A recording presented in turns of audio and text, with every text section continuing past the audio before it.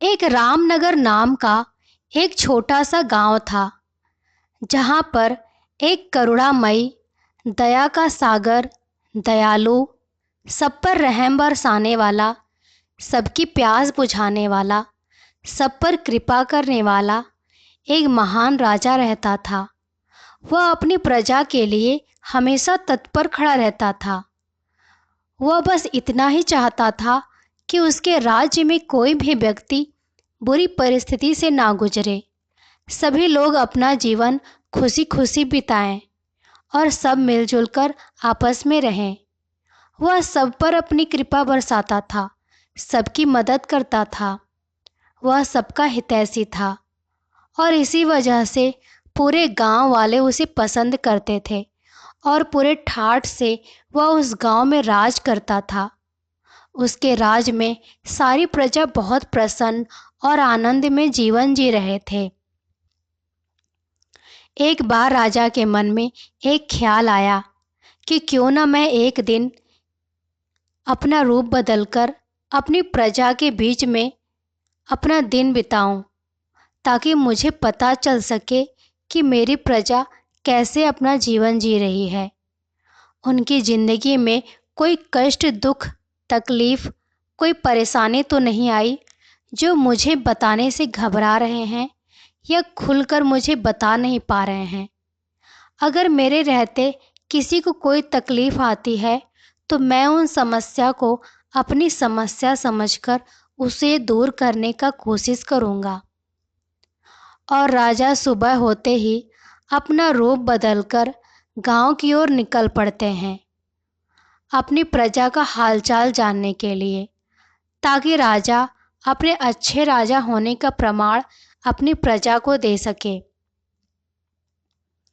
अगले ही दिन राजा फिर से अपना रूप बदलकर गांव में भ्रमण करने के लिए निकले और वह चलते चलते एक जंगल की ओर पहुँचे और जंगल में जाकर वह अपना रास्ता भूल जाते हैं और उनके सैनिक उनसे बिछड़ जाते हैं। राजा को कुछ समझ नहीं आ रहा था कि अब मैं क्या करूं, और राजा को भूख भी लग रही थी। तो राजा आगे बढ़ा और उसे एक नदी किनारे एक छोटी सी कुटिया दिखाई दी। उस कुटिया की ओर देखकर राजा बोला कि जरूर इसमें कोई रहता होगा और शायद मुझे खाना मिल जाए। वह अपने घोड़े को पेड़ के नीचे बांध देता है। कुटिया के द्वार खोलकर राजा कुटिया के अंदर प्रवेश करता है। राजा को पता नहीं था कि यह कुटिया किसकी है। राजा आवाज लगाता है कि कोई है, तो उसे कोई भी दिखाई नहीं देता। तब राजा कुटिया से बाहर आता है तो उसे एक पेड़ के नीचे एक साधु गेरुआ रंग के कपड़े पहने योगासन में बैठे दिखाई देते हैं। तब राजा आगे बढ़ता है तो उसकी नज़र आसपास के माहौल पर पड़ती है। उसे अच्छे अच्छे फूल दिखाई देते हैं, हरियाली दिखाई देती है, पेड़ पौधे, पक्षियों की आवाज़ें उसे सुनाई देती हैं, कुछ जानवर दिखाई देते हैं, साफ सुथरा नदी का पानी दिखाई देता है। राजा बड़ा प्रसन्न होता है और साधु के पास जाता है और उनके चरणों में जाकर नमन करता है। साधु आहट सुनकर किसी के आने का एहसास होता है और साधु की योग अवस्था टूट जाती है। साधु की निगाह जब राजा पर पड़ी तो उन्होंने देखकर ही उन्हें पहचान लिया कि यह पक्का कोई राजघराने से है, क्योंकि राजा के चेहरे पर उसका तेज ही इतना था। राजा ने साधु से कहा कि गुरुजी, मैं अपना रास्ता भटक चुका हूँ और अब मुझे समझ नहीं आ रहा है कि अब मैं कैसे जाऊँ, और मुझे जोरों की भूख भी लग रही है। क्या आप मुझे खाने के लिए कुछ दे सकते हैं? तब साधु ने राजा को अपनी कुटिया में ले जाकर कुछ फल दिए जो काफी मीठे और स्वादिष्ट थे। राजा ने उन फलों को बड़े प्यार से खाया और उससे रहा नहीं गया।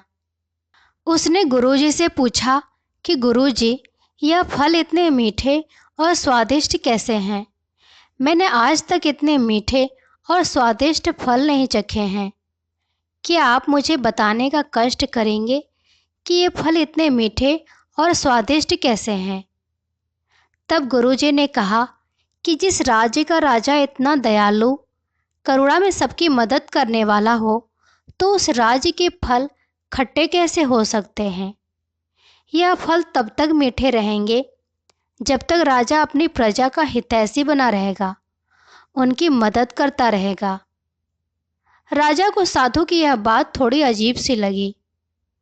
उसने सोचा कि गुरुजी की यह बात का पता तो मैं लगा के रहूंगा कि उन्होंने ऐसा मुझसे क्यों कहा। राजा ने फिर गुरुजी से आज्ञा ली और अपने राज्य की ओर चल निकला। जैसे ही वह जंगल पहुंचा तो उसके जो बिछड़े हुए सैनिक थे वो अभी उसे ढूंढते हुए वहां मिल गए और वह उन सैनिकों के साथ में अपने राज्य वापस आ जाता है और राजा अपने कक्ष में होता है। तब उसे साधु की वही सब बातें याद आती हैं और उसे परेशान करती हैं। अगले ही दिन से राजा ने अपनी प्रजा के ऊपर जुल्म ढाने शुरू कर दिए। वह कई कई तरह के लगान उनसे वसूलता, कई तरह के और कर उनसे लूटता, उन्हें परेशान करता। राजा पूरी तरह से अपनी प्रजा के लिए बुरा बन चुका था। जितना वह अपने आप को अपनी नज़रों में गिरा सकता था, उस हद तक उसने अपने आप को गिरा लिया था। राजा के पास जितना भी धन दौलत था, जितना भी पैसा था, वह सब कुछ बर्बाद करने लगा। वह अय्यासियाँ करता, शौक करता और सारा पैसा पानी की तरह बहाने लगा। उसे प्रजा का बिल्कुल भी कोई ख्याल नहीं था कि प्रजा कैसी है, उसके बारे में क्या सोच रही है। राजा अब पूरी तरह से बदल चुका था, क्योंकि उसके मन में कुछ सवाल उठ रहे थे जिनके जवाब उसे जानने थे। कुछ दिनों के बाद राजा वापस उस जंगल में जाता है और नदी किनारे उसी कुटिया में पहुंचता है। तो वहां जाकर देखता है कि वहां का माहौल पहले की तरह पूरा अब बदल चुका था। वहां पर कोई हरियाली नहीं थी। नदी का पानी भी सूख रहा था और उसमें गंदगी आ रही थी और न कोई पक्षी, न जानवर, कोई नजर नहीं आ रहा था। न उसे कोई फूल खिले हुए दिख रहे थे। राजा वहीं पेड़ के नीचे बैठे साधु के पास जाता है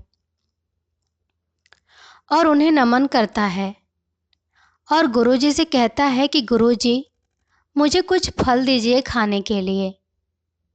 गुरुजी उसे फल देते हैं। जब राजा उन फलों को खाता है तो उसमें उसे ना कोई मिठास दिखती है, ना वो फल पहले की तरह स्वादिष्ट नजर आते हैं। राजा ने साधु से पूछा कि ऐसा क्यों हो रहा है? यह पहले की तरह मिठास और स्वादिष्ट क्यों नहीं लग रहे हैं? तब साधु कहता है कि अब इस राज्य का राजा पूरी तरह से बदल चुका है। वो अपने प्रजा का हितैषी नहीं रहा, वो अपनी प्रजा का ही दुश्मन बन चुका है। उसे प्रजा से कोई मतलब नहीं रहा, वह एक बुरा इंसान बन गया है। अब तुम्हें इन फलों में कोई स्वाद और ना ही यह फल तुम्हें मीठे लग रहे हैं, क्योंकि अब तुम्हारे मन में कड़वाहट भर चुकी है अपनी प्रजा को लेकर। इसलिए तुम्हें अब सारे फल कड़वे नजर आ रहे हैं। राजा वापस अपने राज्य में जाता है। उसे अपनी गलतियों का एहसास होता है और वह फूट फूट कर रोने लगता है। फिर उसे गुरुजी की बात समझ में आ जाती है और वह खुद को बदलने के लिए तैयार हो जाता है और अगले ही दिन वह राजा वापस से अपनी प्रजा का पूरा ध्यान करने लगता है और प्रजा से हाथ जोड़कर माफ़ी भी मांगता है और प्रजा के लिए एक सम्मान जनित त्योहार का आयोजन रखता है। पूरा गांव खुशियों के माहौल में बदल जाता है, जैसे कि मानो गांव में मेला लग गया हो। राजा की बदलते ही प्रकृति भी अपना रंग बदलती है।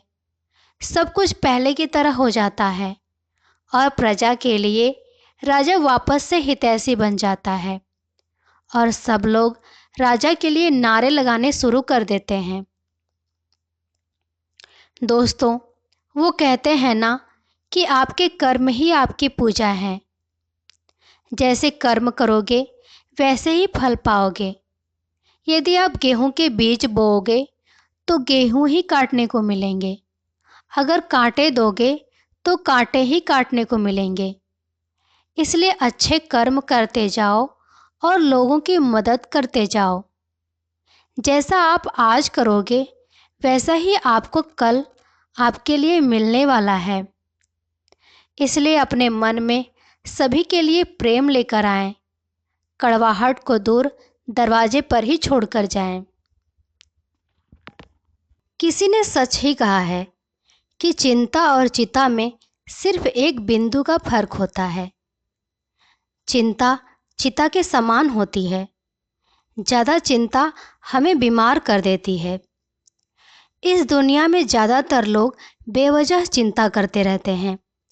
बिना किसी कारण के ही अपने आप को और मन को परेशान करते रहते हैं।